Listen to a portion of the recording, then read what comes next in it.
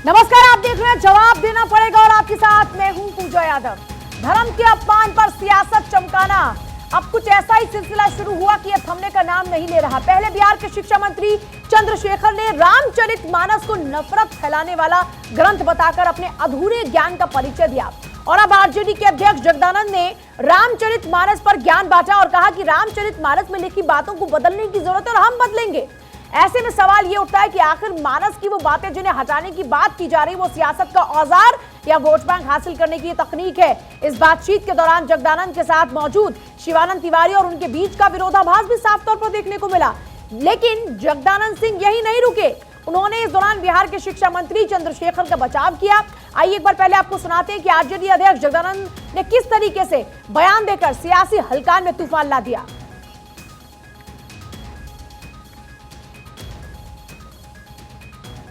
कि हम कूड़ा को साफ करेंगे, कचरा को साफ करेंगे।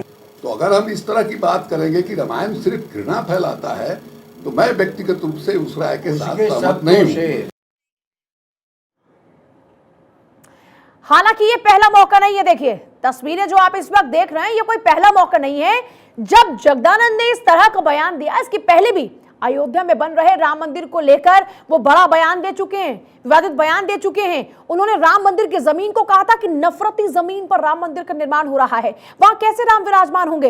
ऐसे में सवाल यह कि मानस के लोगों की आस्था से जुड़ा मुद्दा होने के बावजूद इस पर सियासी खेल क्यों खेल रहे हैं नेता।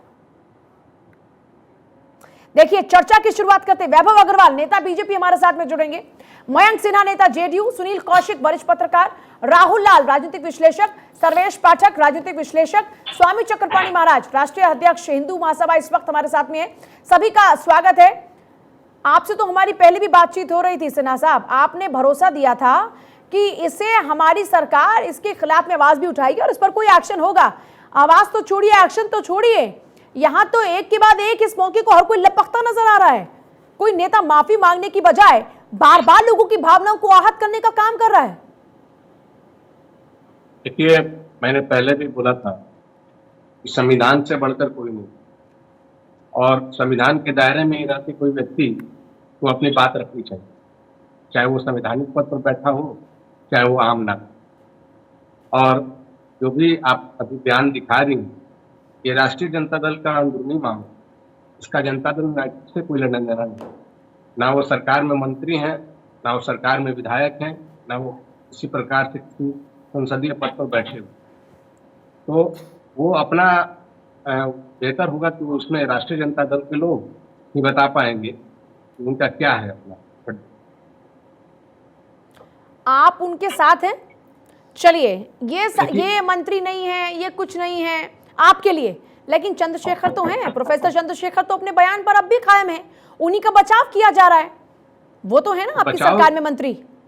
नहीं, बचाव कहाँ किया जा रहा। हमने तो शुरू में ही खंडन कर दिया था कि राम और रामायण एक हिंदू धार्मिक से बहुत बड़ा जुड़ा हुआ आस्था, और कोई भी व्यक्ति किसी भी धर्म को की आस्था को चोट पहुंचाने का काम करेगा। आप मानते हैं कि इससे हिंदुओं की आस्था पर चोट लग रही है, हिंदू आहत हो रहा है, मानते हैं आप ये बात?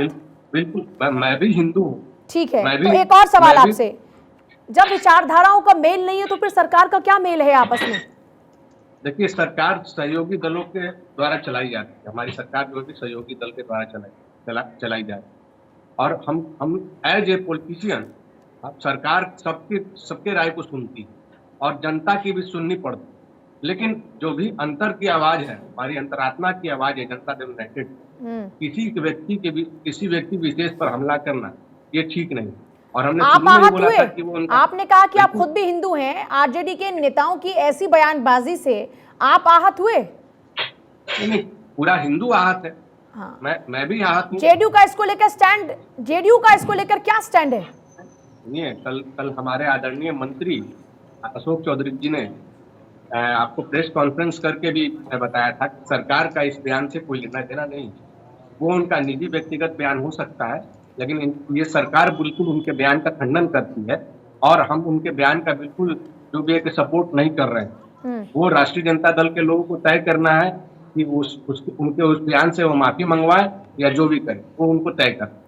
आप तो मतलब एक तरीके से पल्ला झाड़ रहे हैं, एक तरफ आप सहमत नहीं उनके बयान से? आपका स्टैंड क्लियर है कि हिंदुओं की भावनाओं को जो आहत करेगा उनकी भावनाओं के साथ आप खड़े हैं, जिन लोगों की भावना आहत हो रही है, लेकिन आप सरकार में उनके साथ खड़े हैं जो भावनाएं आहत कर रहे हैं? मैंने तो आपको बताया है कि सरकार में एक हमारा म्यूचुअल ऐसी क्या मजबूरी कंसिडरेशन है। ऐसी कोई क्या मजबूरी मजबूरी है नहीं कि जिनके साथ विचारधाराओं का मेल नहीं उनके साथ फिर भी सरकार चलानी है? आप एक बात बताइए कि जो ये गिरिराज सिंह जी माननीय मंत्री हैं भारत सरकार के, तो जो सारे बयान लेते हैं वो क्या भारतीय जनता पार्टी के बयान होते हैं? भारतीय जनता पार्टी के आदरणीय प्रधानमंत्री, देश के प्रधानमंत्री क्या सारे बयान पर कार्रवाई करते हैं? क्या पार्टी उनको निष्कासित कर दी? और साध्वी प्रज्ञा जो माननीय सांसद है, एक एग्जाम्पल क्यों नहीं सेट करते? आपने बीजेपी का एग्जाम्पल दिया, नुपुर शर्मा का वो बयान याद है आपको, जिस पर इतना बवाल हुआ कि अंतरराष्ट्रीय स्तर पर भी प्रेशर आने लगा, और उसके बाद क्या हुआ? नुपुर शर्मा को पार्टी से बाहर का रास्ता दिखा दिया गया।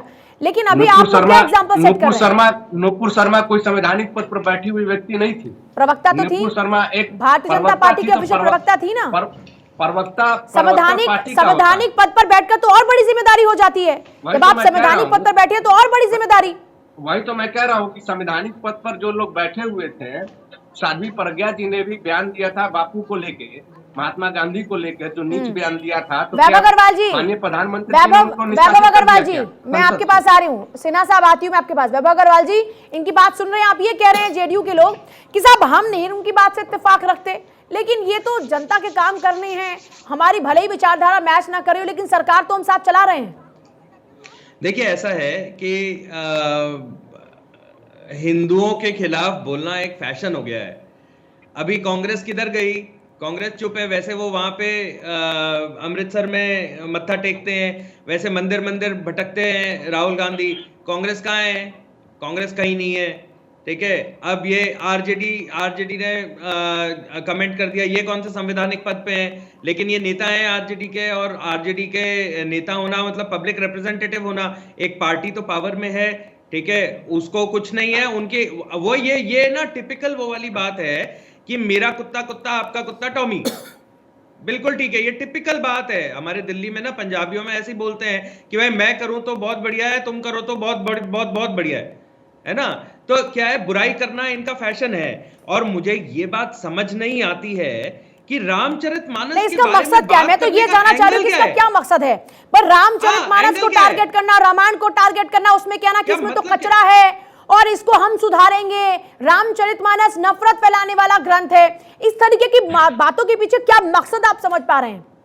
हाँ, वही तो मैं कह रहा हूं कि एंगल क्या है। मुझे तो खुद को समझ नहीं आ रहा है कि भाई तुम्हारे पास कोई और मुद्दे नहीं है, क्योंकि भाजपा के खिलाफ तुम्हें करना है, सत्ता के बाहर हो तो सत्ता पाने के लिए मोदी का विरोध करते करते तुम पूरे विश्व का विरोध कर दोगे। सुनील कौशिक ये बहुत बड़ी गलती कर रहे हैं क्या?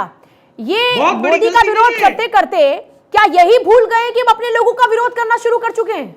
देखो, वो पूजा भारत जी का विरोध कर रहे हैं। मैं आ रही हूँ वैभव जी। भारत का विरोध। पूजा जी, राजनीतिक दलों के पास कोई रास्ता नहीं है। यदि 90 के दशक के बाद की राजनीति आप देखेंगे, उत्तर प्रदेश और बिहार की, जब मंडल कमीशन जब लागू होता है तो उसके बाद देखा होगा ना आपने कांग्रेस को कैसे हाशिए पर रख दिया गया। वहीं बीजेपी के लिए, या बीजेपी को हटाना है, बीजेपी की राजनीति को समाप्त करना है, तो वोट बैंक तो बांटना पड़ेगा। और जो 2024 की तैयारी चल रही है, और जिस तरीके से नीतीश जी अलग हुए हैं, चाहे वो राजद के प्रवक्ता कुछ भी कहें, लेकिन अंदर ही अंदर सहमत हैं इस बात को लेकर के कि जो ओबीसी और एससी वर्ग को एक साथ कैसे लाएंगे, बीजेपी से कैसे तोड़ेंगे, कोई मुद्दा नहीं है। विकास की बात ही नहीं है। यदि विकास की बात नहीं है वो समाज के लिए, तो अपने साथ लेके आना है, तो मंडल और कमंडल को लेकर के ये आएंगे। इनके पास कोई रास्ता मुझे नहीं दिखता। दूसरी बात, चाहे सरकार में वो शामिल हो, मंडल के सामने कमंडल नहीं झुकेगा। नहीं, मैं वही कह रहा हूं। तो जब मंडल और कमंडल जब आमने सामने आ जाएंगे तो दिख रहा है निश्चित तौर से कि मंडल वाले भारी पड़ेंगे, इसमें कोई दो राय नहीं है। यदि 90 के दशक के बाद की यूपी और बिहार की, दोनों राज्यों की बात कर रहा हूं, समीक्षा कर ली जाए तो निश्चित तौर से कमंडल वालों के सामने मंडल वाले भारी पड़े हैं। लेकिन बीजेपी ने एक रास्ता निकाला कि हिंदुत्व की अलग जगह के और हिंदुओं को इकट्ठा किया, जो कांग्रेस ने गलती की थी। सवर्ण वोटों को आप देखेंगे 90 के दशक से पहले वो कांग्रेस के साथ था, ओबीसी भी था, दलित भी था, मुस्लिम भी थे। लेकिन एक बीच का रास्ता जब मंडल कमीशन की रिपोर्ट लागू होती है, और जब देखा होगा आपने, देश में पढ़ा होगा आपने कि कितने लोगों की हत्याएं हुई, कितने लोगों ने आत्महत्याएं कर ली, उसके बावजूद भी जो परिदृश्य इन दोनों राज्यों का बदला, आज आप देख लीजिए कि योगी जी या राजनाथ सिंह के से पहले की आप बात देखिए, 93-94 के बाद के लिए ब्राह्मण कोई मुख्यमंत्री नहीं रहा उत्तर प्रदेश में। ऐसे ही बिहार की आप स्थिति देखिए, तो जो ओबीसी का जहां 60% के आसपास वोट है और इन राजनीतिक दलों को लग रहा है कि हम इन्हीं मुद्दों पर ओबीसी वर्ग को एक साथ ला सकते हैं, तो निश्चित तौर से राजनीति है। और ये इस बात से मैं बिल्कुल सहमत नहीं हूं कि सरकार में रह करके मंत्री का बयान क्या मायने रखता है। आप देखिए ना, जब जम्मू कश्मीर में सरकार बनती है तो हिंदुत्व के खिलाफ नहीं, जिसके साथ बीजेपी ने सरकार बनाई उसने देश के खिलाफ भी बोला। तो ये कह नहीं सकते, वो अपनी अपनी विचारधारा अपने राजनीतिक दल की है। आप ये कह रहे हैं कि सरकार बनाने के लालच में विचारधाराओं का मेल होना हो, लेकिन सरकार चलनी चाहिए, और इस मामले में हर पार्टी अव्वल दर्जे पर रही है। नहीं, बिल्कुल रही कोई कम नहीं रहा। और पूजा जी मैं दावे के साथ कह दूं कि आज नीतीश जी का दल बिल्कुल साथ ना हो, लेकिन आगामी दिनों में आप देखना नीतीश जी भी इसी बयान के साथ खड़े होंगे। ये पार्ट ऑफ स्ट्रैटेजी है। ओबीसी वर्ग को अलग नहीं कर सकते। राजनीति के चक्कर में हिंदुओं की भावनाओं को आहत करने का सिलसिला कब थमेगा? ये लोग क्या चाहते हैं? पूजा जी देखिए, आप एक वरिष्ठ पत्रकार हैं, आप देख रहे हैं कि किस प्रकार से शुरू से ही राजनीति के नाम पे, कभी किसी नाम पे सिर्फ हिंदू सनातन का अपमान किया जा रहा है। और यहाँ तक तो देखिए, आप देखिए सर्वोच्च न्यायालय का राम मंदिर केस जीत के आया, और चूंकि मैं खुद उसमें पक्षकार था, उस पे भी बिहार का वो नेता वो बोलते हैं कि जी नफरत की जमीन पे मंदिर बन रहा है जिसे भगवान स्वीकार नहीं करे। कितना बड़ा ये गलत बात है, यानी वो सीधे और कोर्ट की भी अवमानना किया जा रहा है, जबकि वो न्याय की जमीन पे बन रहा है और मुस्लिम पक्षकारों को भी मिल गया। लेकिन उसके बाद आए दिन कहीं ना कहीं जो इन राजनीतिज्ञों को जो मुंह में खुजली होती है और उल जुलूल बातें बोलते हैं, सिर्फ हिंदू सनातन के खिलाफ बोलते हैं। अब आप देखिए कि रामचरितमानस पे जी पे किस प्रकार से इन्होंने टिप्पणी की। तो ये निश्चित रूप से जो बाल कांड में जो जिक्र है कि जहां जप यज्ञ योग मुनि करही तह मारच सुबाह ओडरही देखत यज्ञ निशाचर धावही करही उपद्रव मुनि दुख पावही। तो वही जो विश्वामित्र मुनि यज्ञ अनुष्ठान करते थे तो राक्षस जो है उसको विघ्न डालते थे। तो जब राम मंदिर बन रहा है तो इनको पेट में दर्द हो रही है, वही विघ्न डालने का प्रयास कर रहे हैं, इनको पेट में दर्द हो रहा है। सवाल इस बात का, राजनीति के चक्करों में क्या इतने नीचे गिर जाओगे कि जो कोर्ट की निर्णय है उसके खिलाफ बोलोगे, कभी गीता जी के खिलाफ बोलोगे, कभी रामायण रामचरितमानस के खिलाफ बोलोगे, कभी भगवान श्री राम के खिलाफ बोलोगे। तो ये बहुत ही दुर्भाग्यपूर्ण है। कभी कांवड़ यात्रा जो चलती है उसके खिलाफ बोलते हैं, तो ये और एक बार भी किसी दूसरे मजहब धर्म के खिलाफ कभी बोलते सुना नहीं सुनता। तो ये इनकी नीचता की पराकाष्ठा है, और ये निश्चित रूप से इसके लिए एक ठोस कोई कार्रवाई होनी चाहिए, कानून बनने चाहिए जिससे किसी भी तरीके से हिंदू भावना आहत न हो। एक तो हमारा देश भी मजहब के आधार पर बंटवारा हो गया, वहां पाकिस्तान में अलग हिंदुओं का उत्पीड़न हो रहा है। दूसरी, भारत ही पूजा जी एक ऐसा विश्व में देश है जहां आपके बहुसंख्यकों को हिंदुओं को अपमानित होना पड़ रहा है। आप लोग देखिए, अभी तक तो आप लोग की बयानबाजियों का सिलसिला हमने देखा। स्वामी परमहंस ने कहा कि जीप काट दो, ये भी असंवैधानिक बात है, ये भी कानून के खिलाफ वाली बात है। अभी विरोध शुरू हुआ, लेकिन हमने देखिए, मैं एक एग्जांपल बस देना चाह रही हूँ। जब राम मंदिर की बात आई थी तो पूरी महापंचायतें होनी शुरू हो गई थी और पूरा साधु संत समाज एकजुट हो गया था और कहा कि अगर राम मंदिर का निर्माण नहीं हुआ तो हम अपनी और आवाज बुलंद करेंगे मजबूती के साथ में। अब जब इस तरीके की बयानबाजियां सामने आ रही तो क्या आप लोग ऐसी पार्टी के खिलाफ में भी कोई संगठित तौर पर कदम उठाने की तैयारी कर रहे हैं क्या, ताकि हिंदू की भावनाओं को कोई ठेस ना पहुंचाए और धार्मिक ग्रंथों को लेकर कम से कम ऐसी टिप्पणियां ना करे?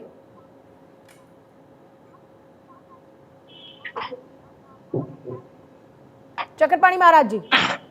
अच्छा, आप मेरे से पूछ रही हैं? अच्छा, मैं ध्यान नहीं दिया। नहीं, निश्चित रूप से आप देखिए, मैं किसी भी तरीके से, जैसे परमहंस जी ने बयान दिया कि जवान काटने की, मैं बिल्कुल इसका समर्थन नहीं कर सकता। और हमारा हिंदू सनातन है भी नहीं, हम तो संवैधानिक तरीके से मांग करते हैं। आप देखिए कि आमिर खान ने पीके फिल्म बनाई, उसमें भगवान शिव को दौड़ते हुए दिखाया, कितना नहीं। तो क्या अब इन ऐसी तस्वीरों के बाद आप लोग एकजुट होकर कुछ कदम उठाने की तैयारी कर रहे हैं? मैं ये जानना चाह रही हूं कि साधु संत समाज इसके लिए क्या कुछ संगठित तौर पर आगे कदम उठाएगा? आपके पास वापस लौटूंगी, हमारे साथ में और भी मेहमान इस वक्त लगातार बने हुए हैं जिनकी तरफ मैं रुख करूंगी। देखिए, सर्वेश पाठक हमारे साथ स्टूडियो में इस वक्त मौजूद है। सर्वेश पाठक, क्या कैलकुलेशन है आपका? ये लोग इस तरीके की बयानबाजियां दे रहे हैं तो बिहार में ये कैसे अपने लिए वोट सेट करने की कोशिश कर रहे हैं?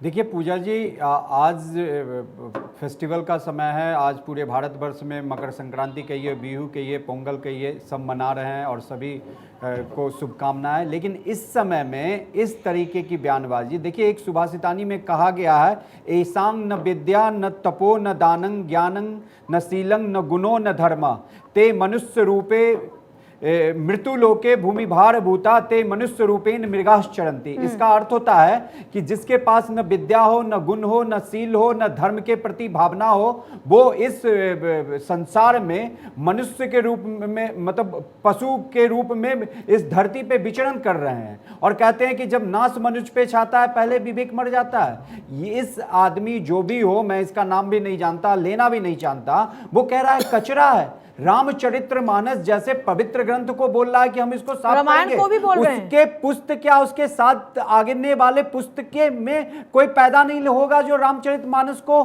के ऊपर व्याख्यान कर पाएगा या उसमें जो बातें हैं उसको झूठा साबित कर पाएगा। ये जो बातें चल रही हैं कि मंडल कमीशन, ये कुछ नहीं है। आपको क्या लगता है कि या दलित, क्या ओबीसी राम भगवान को नहीं मानते? वो क्या रामचरितमानस की पूजा नहीं करते? वो पूरे मनोयोग से, पूरे मनोभावना से करते हैं। तो ये जो है, वो कहते हैं ना कि जब आदमी के पास कुछ नहीं होता है काम, और ऐसे भी वो बूढ़ा हो गया, सठिया गया है कहिए, तो कुछ ना कुछ करके अपने आप को लाइमलाइट में लाना चाहता है। और यही है। और ऐसा नहीं है कि उनको बहुत बड़ी माइलेज मिल जाएगी आने वाले चुनावों में, वो 2024 हो या 25 हो, मुंह की खानी पड़ेगी। बिहार जो है एक ऐसा नहीं है कि वहां के दलित और जो ओबीसी वर्ग बीजेपी से नाराज है। ऐसे बयान देके आप कभी भी नहीं बच सकते। अपना तो सर्वनाश करेंगे ही करेंगे, पूरे पार्टी का सर्वनाश करेंगे। वैभव अग्रवाल जी, देखिए ऐसा है पूजा जी, रामचरितमानस में एक छोटी सी पंक्ति है, रघुपति चटन उपासक जेते खग मृग सुर नर असुर समेते बंदऊ पद सरोज सब करे जे बिनु काम करे राम के चेटे। देखिए अर्थात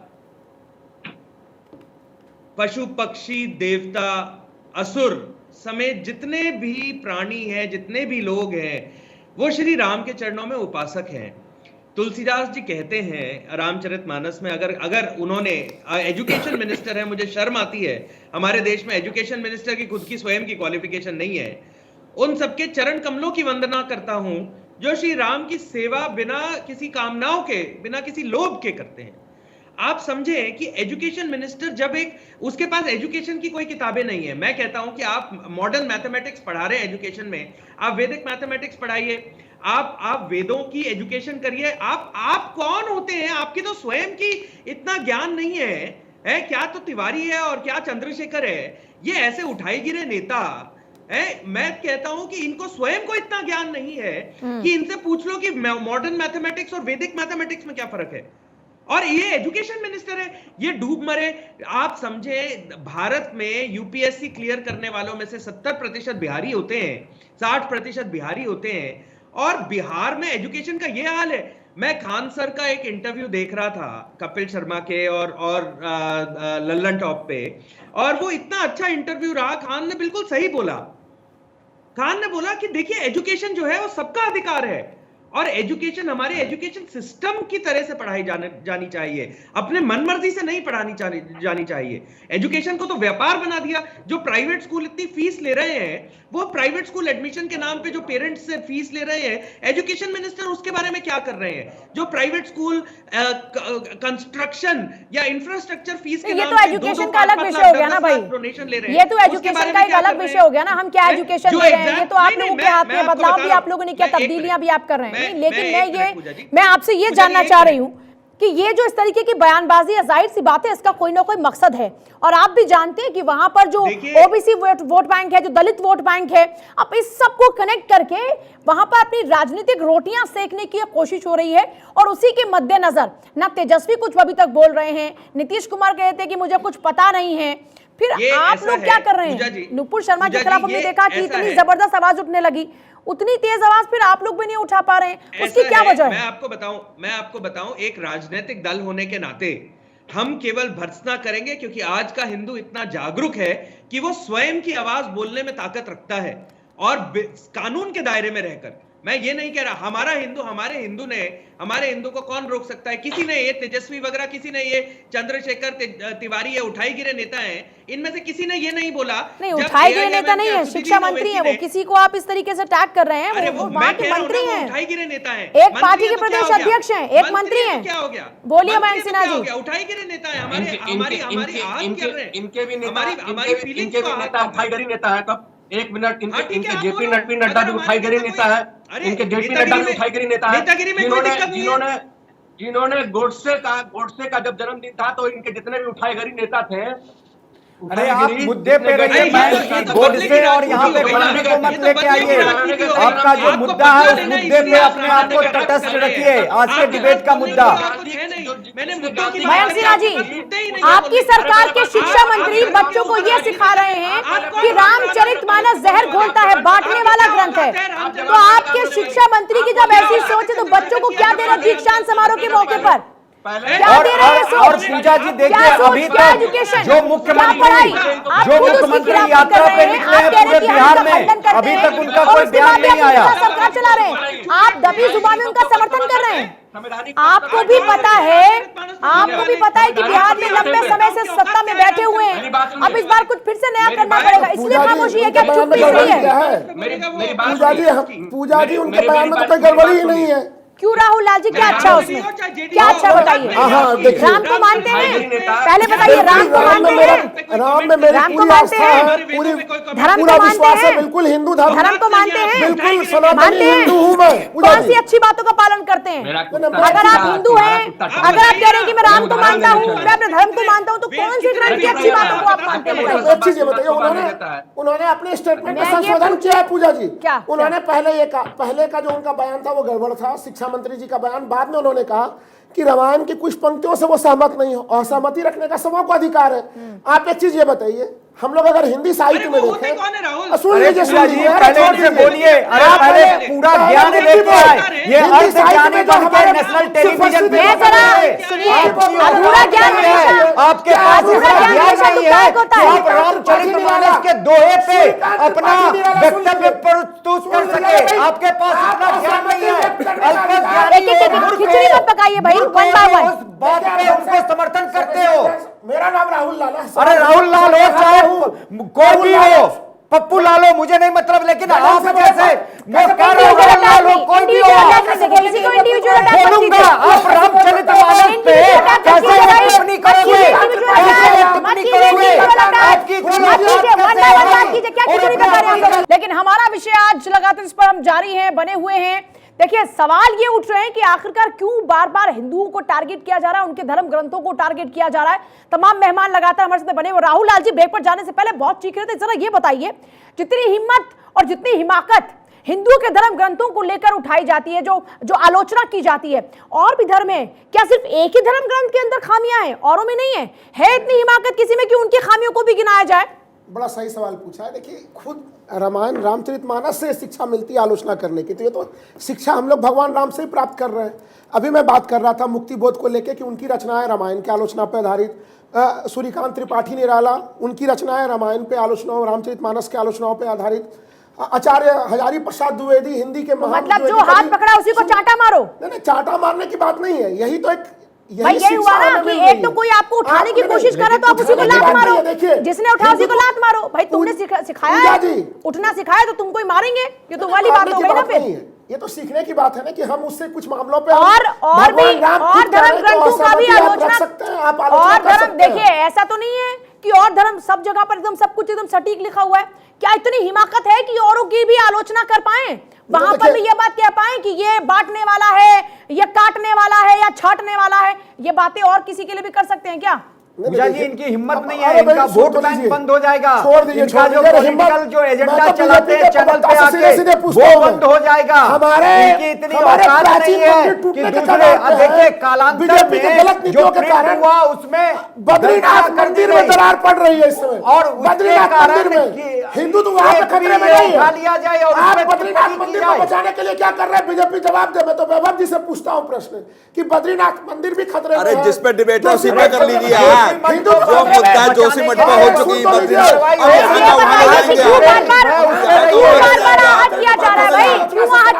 किस बात पर एतराज है? चलिए ये बताइए। मैंने पिछली डिबेट में भी ये जिक्र किया था कि रामायण को लेकर सवाल उठ रहे हैं। भगवान श्री राम का एक भी ऐसा मामला बताइए जहां पर उन्होंने दबे हुए लोगों को, शूद्रों को दबाने की कोशिश की हो। हमने तो हमेशा शबरी के झूठे भेड़ खाने वाले राम सुना, हमने तो हमेशा केवट ने रास्ता पार कराया, हमने तो वो बातें हमेशा सुनी। कहां पर है भेदभाव की बात? कहां से चुन चुन कर लाते हैं अपनी राजनीति के लिए बात? कालांतर में क्षुद्र को क्षुद्र लिख दिया गया है। आचार्य हजारी प्रसाद द्विवेदी जो लिखते हैं वो उर्मिला के साथ किस प्रकार का भेदभाव हुआ वो प्रकाश डालते हैं, कि सीता के साथ किस प्रकार से भेदभाव हुआ है उसके ऊपर प्रकाश डाला जा रहा है। तो अलग अलग रचनाओं में देखिए, जाकी रही भावना जैसी प्रभु मूरत देखी तिन तैसी, जैसी भावना वैसी ही चीज नजर आती है। नहीं, ऐसी कोई बात भगवान श्री राम ने अगर सीता माता को फिर से जंगल में भेज दिया तो क्या वजह? किसके कहने पर? वो मर्यादा पुरुषोत्तम है भगवान। आपने पढ़ा ना, मर्यादा पुरुषोत्तम ने किसके कहने पर माता सीता को फिर से जंगल भेजा? जरा बताइए मुझे, किसके कहने पर भेजा? कौन था वो? मैं एक चीज कह रहा हूँ, सुन तो लीजिए आप। मैं कह रहा हूँ असहमति रखना कौन सिखा रहे हैं? भगवान राम मुझे असहमति और सहमति की बात सिखाइए। मैं ये पूछूं किसके कहने पर माता सीता को जंगल भेजा? बताइए। आलोचना से कैसे जोड़ रहे हैं? अरे आप ये बताइए कि माता सीता गई जंगल में फिर से, भगवान श्री राम ने किसके कहने पर? कौन थे वो लोग जिन्होंने माता सीता के कैरेक्टर पर उंगली उठा दी और उसपे भगवान श्री राम ने? बताइए कौन थे? वहाँ के जनता ने सवाल उठाया। जनता हो गई, अब आप जनता हो गई। वहाँ की जनता ने सवाल उठाया। कौन थे वो लोग? इनका विरोधाभास थे, क्षत्रिय थे, कौन थे वो लोग? बताइए ना। आप लोग तो ब्राह्मण क्षत्रिय इसमें बांटते हैं ना, बताइए। बताइए। यहाँ पे देखिए, यहाँ पे रामचरितमानस में कहने पे नहीं, क्षुद्र का ये अपमान कर रहे हैं, शूद्र का, और यहाँ पे कह रहे हैं अरे वो अच्छा हासिल कर लोगे रामलाल भाई, इतने दो बन के क्या हासिल कर लोगे? पहले अरे सुनिए, अच्छी बातों पर बात क्यों नहीं करते? एक सेकंड भाई, एक सेकंड।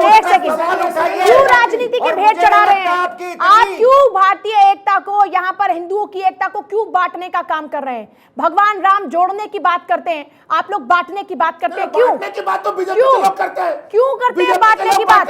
क्यों करते हैं? अच्छा चलिए मुझे ये बताइए। हिंदू मुस्लिम के दायरे में मयंक सिन्हा, चलिए मयंक सिन्हा। पूजा जी 10 सेकंड लूंगा मैं। बोलिए, जल्दी से बोलिए। हिंदू मुस्लिम की बात हो रही है। जब से देश आजाद हुआ तब से एक ही वर्ग को तुष्टीकरण पे रखा गया है। आज पिछले 8 सालों से अगर राइट विंगर और हिंदू की बात होती है, अरे सुनिए, अरे देश की तरक्की की बात करनी चाहिए ना, एकता की बात करनी चाहिए ना, क्यों हिंदुओं को बांटने की बात करते हैं? और सुनिए सर, मैं फिर दोहरा दूं, हर धर्म के अंदर ये ऊंच नीच की बात है, हर धर्म के अंदर है। मैं मानती हूँ कि समानता होनी चाहिए और मैं इस बात का पुरजोर समर्थन करती हूँ कि हर धर्म में समानता का अधिकार होना चाहिए। लेकिन कौन सा धर्म है जिसमें ऊंच नीच नहीं है? जरा बताइए मुझे, एक धर्म कौन सा धर्म है? बताइए ना। अरे मुझे ये बताइए, कौन सा ऐसा धर्म है जिसमें ऊंच नीच नहीं है? बताइए, किस धर्म में कैटेगरी नहीं है? बताइए मुझे, आप मुझे एक धर्म बताइए जिसमें ऊंच नीच नहीं है। मेरा सवाल पूजा, मैं समानता का पुरजोर समर्थन करती हूँ, लेकिन मुझे एक धर्म ऐसा बताइए जिसके अंदर ऊंच नीच भेदभाव नहीं है। मुझे इसका एग्जाम्पल पहले आप दीजिए। नहीं, मैं तो एक ही चीज कहूंगा कि अगर जिस दृष्टि से हम लोग शिक्षा मंत्री की आलोचना कर रहे हैं, तब फिर क्या हिंदी साहित्य में जिन महान अरे तो शिक्षा मंत्री और धर्मों की बात नहीं करें ना भाई, और धर्मों की बात करें ना, आप समानता की बात कीजिए ना। मयंक सिन्हा है क्या? मयंक सिन्हा, एक सेकंड भाई, एक सेकंड रुकिए ना। मयंक सिन्हा से मेरा सवाल है। मयंक सिन्हा, ये खामोशी कहीं इस बात की इजाजत तो नहीं देती कि ठीक है भैया, तुमको अपनी राजनीति करनी है करो, हम शांति से बैठे रहते हैं, हम बस खंडन करते रहेंगे, हमारा काम हो गया पूरा? देखिए, राम तो सबके दिल में बसते हैं, मेरे दिल में तो बसते हैं। मैं सुबह उठता हूँ तो भगवान श्री राम का नाम। दूसरी बात, एक चौपाई उसमें भी है रामचरितमानस में, जाति पाति धनु धर्मो भराई, प्रिय प्रिय परिवार सदन सुख पाई, सब तजहि तुम्हें रघुराई, तेही के हृदय में रघुराई। ये स्वामी जी जो है महर्षि वाल्मीकि के माध्यम से कहते हैं कि प्रभु श्री राम जात पात धर्म जो जिसने छोड़ दिया उसकी हृदय में बसते हैं। तो पहली बात कि रामचरितमानस एक ऐसा आपको धर्म का ग्रंथ है, उसके बराबर करने का कोई ग्रंथ में ताकत ही नहीं। मैं आपको बता रहा हूं, मैं कोई दूसरा ग्रंथ पढ़ा नहीं। जो हमारे चीफ मिनिस्टर है बिहार के, उनकी एक भी स्टेटमेंट क्यों नहीं आया? उनके कान में क्या जरूरत ही नहीं है क्या? वो यात्रा कर रहे हो, जो भी बोला गलत बोला है। खिचड़ी मत पकाइए भाई, वन बाय वन बात कीजिए ना प्लीज। उसका शिक्षा मंत्री ऐसा बोल रहा है ये कोई मछली बाजार नहीं है, ये कोई मछली बाजार नहीं है। अरे खामोश हो जाइए भाई, एक एक करके बात कीजिए, वन बाय वन बात कीजिए। आप लोग कैसे, क्या आप लोग असभ्यता का प्रतीक दे रहे हैं? अरे एक सेकंड रुकिए भाई, जनता की बात कीजिए ना, कहाँ आपस में आप लोग बोल रहे हैं? Please please please Rahul Lal ji, please please Sarvesh Pathak ji, एक सेकंड मैं मयंक सिन्हा से सवाल पूछ लूं। मयंक सिन्हा बोलिए। हाँ देखिए, वो हमारे कलीग, ठीक है, और उनकी विचारधारा इस पर अलग हो सकती है। जनता दल यूनाइटेड उनकी विचारधारा का समर्थन है।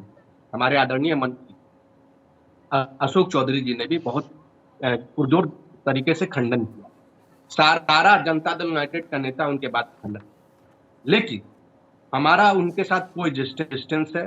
हम उनके साथ सरकार चला रहे हैं, और सरकार चलाने का मतलब ये नहीं कि हमारी विचारधारा उनके साथ इस पक्ष पर मेल खाती है। हम हिंदू के भावनाओं के ऊपर जो ठेस पहुंचा है, उसका भी हम लोगों को बहुत बड़ा ख्याल रखना है। हिंदू कौन है आपके लिए? वैभव जी, पहले हिंदू कौन है? बात करिए, मैं बोल तो रहा हूं। हिंदू है क्या? मैं तो हिंदू की परिभाषा भी आप लोगों से चाहती हूँ कि वैभव आप लोग ये भी डिफाइन कर दें। ये जो लोग ऐसी बातें कर रहे हैं, जहां तक मेरी जानकारी है, मुझे दुरुस्त कीजिएगा आप लोग, मुझे लगता है कि हिंदुओं में दलित भी आते हैं, क्षत्रिय भी आते हैं, उसमें सभी जाति वर्ग के लोग आते हैं। तो ये हिंदू को बांटने का सिलसिला क्यों शुरू हो रहा है? एक बार फिर से मैं जरा ये समझना चाह रही हूँ। ब्राह्मण भी हिंदू है, क्षत्रिय भी हिंदू है, जहां तक मेरी जानकारी है। उतने ही दलित लोग भी हिंदू हैं। मेरी जानकारी शायद ठीक है मयंक सिन्हा जी। मैं बिल्कुल आप मैंने तो वही चौपाई का व्याख्या भी किया है कि राम तो उनके हृदय में बसते हैं जो जात पात पर बिल्कुल विश्वास नहीं करते हैं, जात पात से ऊपर उठ के रखते हैं, उनके हृदय में भगवान श्री राम बसते हैं। तो मैंने चौपाई के माध्यम से बोला भी, मैंने आपको ये भी बताया, जो झंडा बरदार बनने की कोशिश कर रहे हैं, अरे वो पहलवानी कर रहे हैं, वो पहलवानी कर रहे हैं। उन्होंने क्या किया उनके लिए? उनको रामचरितमानस का लगता है कि बढ़िया से ज्ञान नहीं है। देखिए, बड़ी हैरत की बात है वैभव अग्रवाल जी, वैभव अग्रवाल जी, बड़ी हैरत की बात है कि सत्ता में रहे और आज उनकी याद आती है। दिक्कत वही है पूजा जी कि ऐसा है कि ये ना दोगले राजनीतिज्ञ हैं। दोगले राजनीतिज्ञ ये होते हैं कि इनके पास राजनीति में कोई और मुद्दा नहीं है। पूजा जी अब सत्य भाषा का प्रयोग कर रहे हैं। मेरी भाषा है, मैं आपको थोड़ी बोल रहा हूँ। चलिए ऐसी भाषा का इस्तेमाल मत कीजिए, ऐसी भाषा का इस्तेमाल। दोगले हैं वो। अब सोचिए मयंक सिन्हा जी, मैं इनके बयान का समर्थन नहीं करती। मयंक सिन्हा जी, मैं इनके बयान का समर्थन नहीं करती, लेकिन जब इतना सा शब्द, एक शब्द, एक सेकंड राहुल लाल जी, ये जो एक दोगला शब्द इन्होंने इस्तेमाल किया, मैं इस बात का बिल्कुल समर्थन नहीं करती और खंडन करती हूं मैं इस बात का। मेरे मंच पर ऐसी बातों का जिक्र ना हो। लेकिन मैं एक बात और जानना चाहती हूं, ये दोगला शब्द सुनकर जब कलेजा छलनी हो रहा है, तो जिन हिंदुओं की भावनाओं को बार बार आहत किया जा रहा है, उनका तो कलेजा फट रहा होगा। आहत ही नहीं हुई है हिंदुओं की भावना। अच्छा, फिर किसकी हाथ हुई? किसकी हाथ हुई सर? किसकी हाथ हुई? चंद्रशेखर जी के बयान से ऐसा कोई बयान नहीं जिससे हिंदुओं की भावना है। देखिए, एक मूड की बातों को एक मूड अगर सपोर्ट करता है तो फिर आप लोग चीखने लग गए, लड़ने लग गए। अरे मत लड़िए भाई, अरे मत लड़िए, लड़ने की आवश्यकता नहीं है, लड़ने की आवश्यकता। सुनील कौशिक, एक सेकंड, सुनील कौशिक, एक सेकंड, बिहार में भाई एक सेकंड रुक जाइए। चीख कर क्या होगा? चीख कर क्या होगा? सुनील कौशिक जी, बड़ा सवाल ये है कि अपनी अपनी राजनीतिक गोटियां सेट करने की ये तैयारी है 2024 के लिए, और ये तभी होता है जब काम ना किया हो। मतलब आज भी हमारी राजनीति उसी दौराहे पर आकर खड़ी है कि जब कुछ नहीं होगा तो बंटवारा होगा, और ये तेरा होगा और ये मेरा होगा।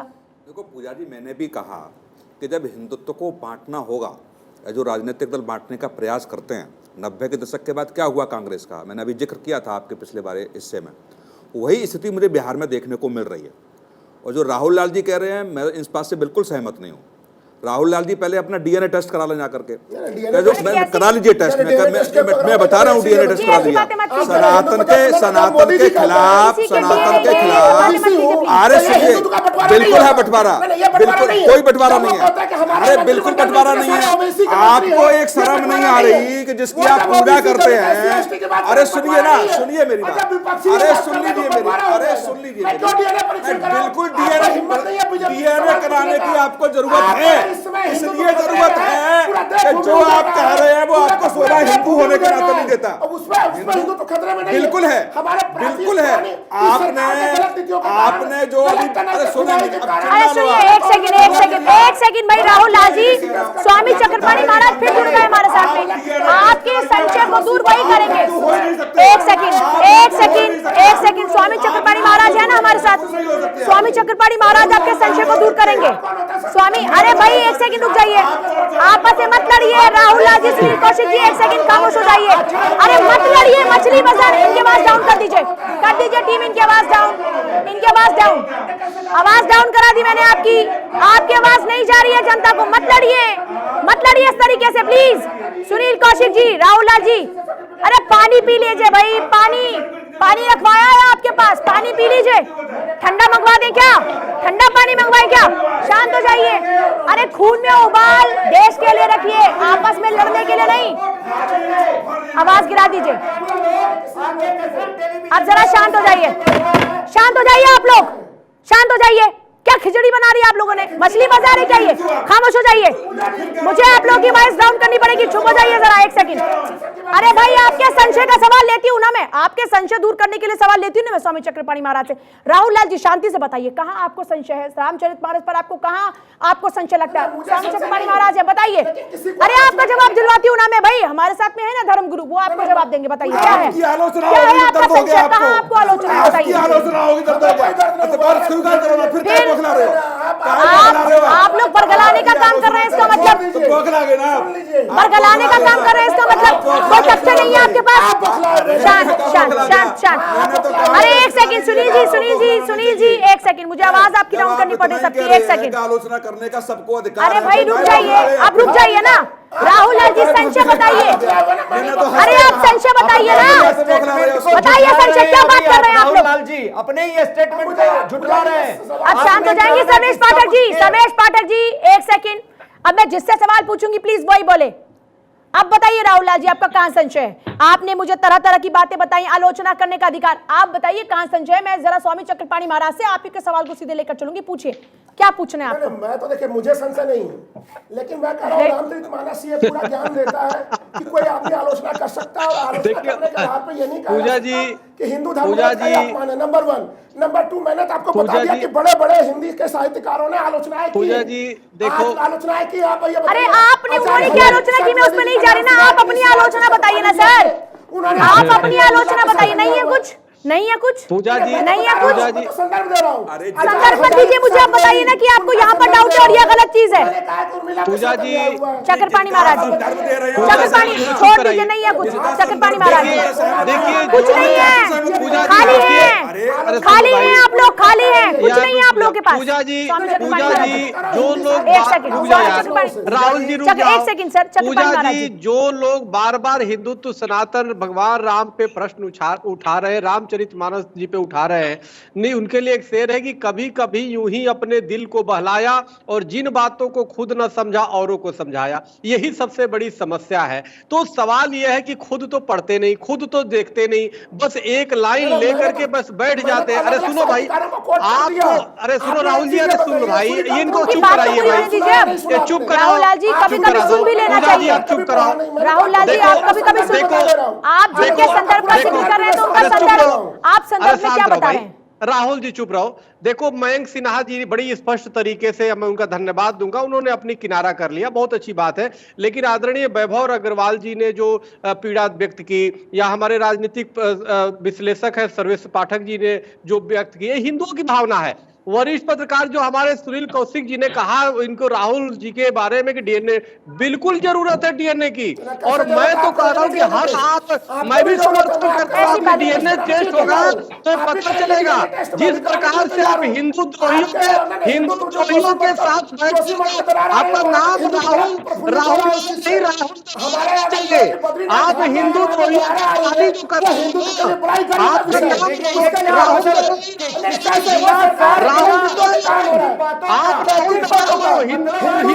एक एक करके फिर वही बात आप खिचड़ी पकाने लग जाते हैं।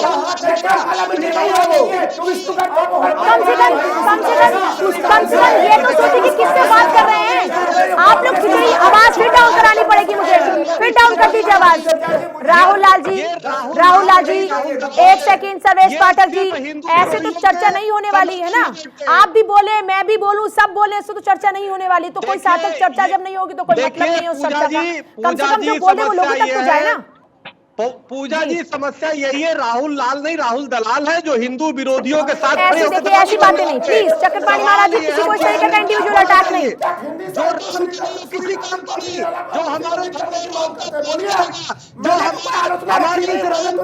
आलोचक है हिंदी साहित्य की, उनकी आलोचना आपके सामने में रखी है। सहमत होने ना होने से क्या होगा। मैं ये कह रहा हूँ कि बिहार के शिक्षा मंत्री, चलिए सभी का शुक्रिया चर्चा में शामिल होने के लिए। बहुत शुक्रिया सभी का चर्चा में शामिल होने के लिए। कुल मिलाकर एक ही बात यहां पर कहना चाहेंगे कि किसी के भी धार्मिक ग्रंथ हो, किसी को भी अधिकार नहीं है कि उन धार्मिक ग्रंथों को लेकर ऐसी बात कही जाए जो उस धर्म से रिलेटेड लोगों के कलेजे को छलनी कर दे। लेकिन हैरत इस बात की है कि अपनी राजनीतिक रोटियां सेकने के लिए, अपने वोट बैंक की गोटियां फिट करने के लिए ये राजनेता लोगों की भावनाओं के साथ खिलवाड़ करते हैं, और इस बात का उन्हें इल्म तक नहीं होता कि लोग बार बार आह कर रहे हैं और ये उफ उफ करते हैं।